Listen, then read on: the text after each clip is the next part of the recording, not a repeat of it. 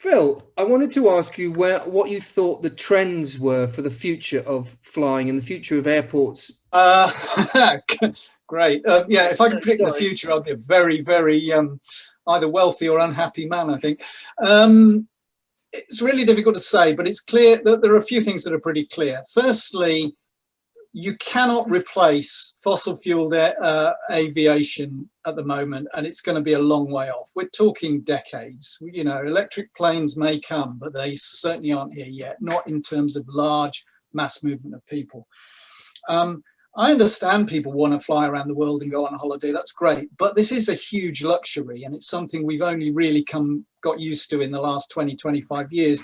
And we really do have to get used to a slightly more sensible way of doing things. I don't fly, but I don't criticize people who choose to. My partner flies places. I'm not going to tell her what to do or what not to do. So I would like to hope that certainly during the pandemic, people have realized that while they want their holidays and they like their holidays, there are actually things that are more important. And that I know a lot of people are going to say, yeah, great, as soon as the lockdown's off, I'm off. But we can do things differently. I've noticed around here, and so many more people out on the bikes, out walking, having a pretty good, healthy life without actually having to go anywhere in a car or a plane.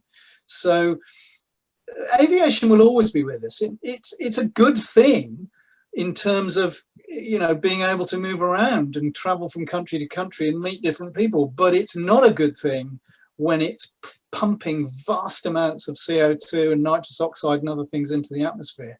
So this is about modification. And sadly, it seems to me that the growth of international tourism has ended up actually spoiling some of the destinations that we go to. You know, if you go to Thailand, I went to Thailand 20 odd years ago, and the beaches were covered in plastic. I think being a tourist, and a conscious tourist, an environmentally conscious tourist, is something that we have to move towards. I don't believe that taxing flights myself is a way, because I think that punishes the poorer people, and then the rich people never are that bothered. Well, they try and avoid paying their taxes, but they don't mind paying higher prices on their flights because they can afford them. So therefore, only the rich will end up going on holidays. I think there should be some kind of quota system. I don't know what you think of that. Yeah, I mean, it's certainly one of the potential options. I mean, the majority of flying and of damage through flying is actually done by a very small percentage of people who fly very, very frequently.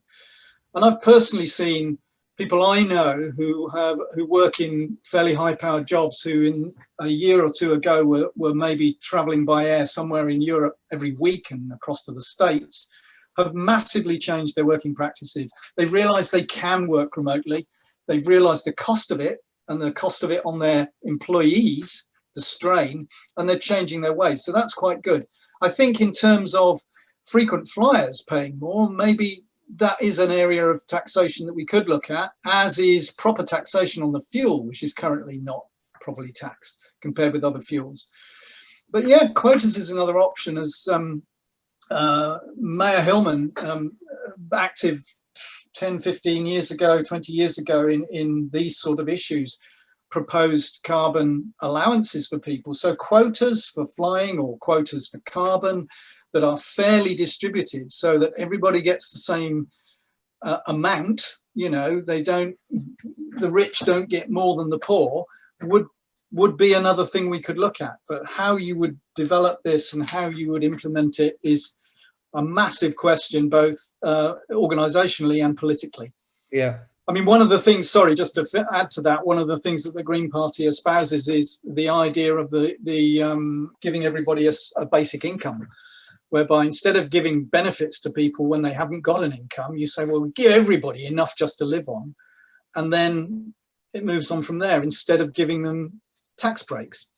Absolutely. And I think the lockdown with furlough and the various self-employed support schemes that have opened up more people's eyes to the idea of a universal basic income, of just, you know, we don't all have to constantly work and burn fossil fuels and be making products that are going to end up in the ocean or end up in landfill.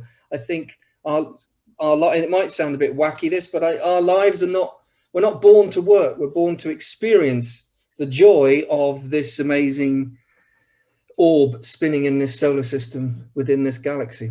Absolutely, yeah.